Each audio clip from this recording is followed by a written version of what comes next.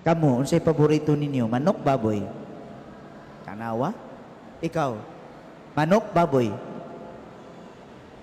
Sa isda? Ayaw sa nag-isda. Unya na na. Manok o baboy?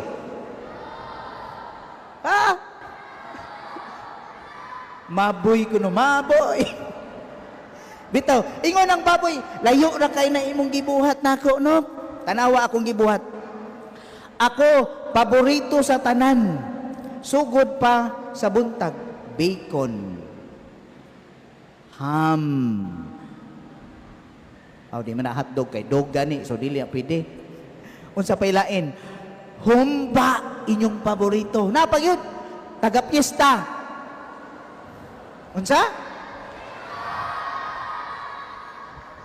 Lechon. Lami kaayo. Ang imong gihatag no, itlog ra nimo. Lain na paminaw no? Itlog ra imong gihatag, ang ako ang gihatag, ang akong kinabuhi, akong gitugyan haron makakaon silang tanan.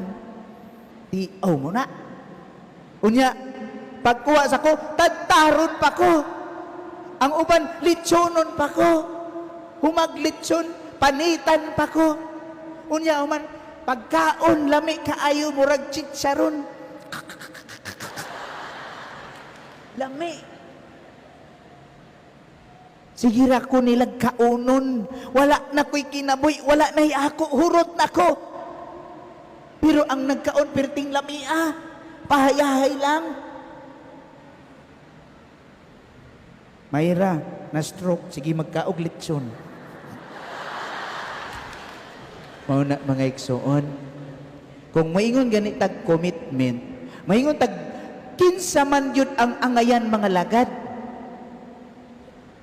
Kung kitang tanan mo tanaw ta, kung arita sa ebanghelyo, ang mga tinunan ni Kristo gipili niya. Kinsa man ni sila? Simon Pedro, si Juan, si Santiago. Kinsa man ni sila? Mga doktor ni simbahan? Dili. Kinsa ni sila? Ordinary people only. Mga mangingisda. Luoy. Kabus.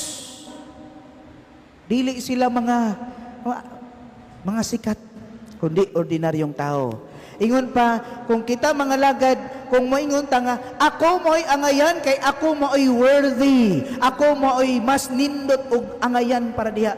Kitang tanan mga igsoon, dili angayan. We are not worthy.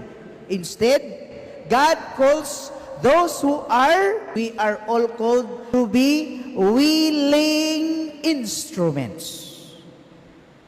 Dili worthy, but willing. Kanang naay kasibot ba?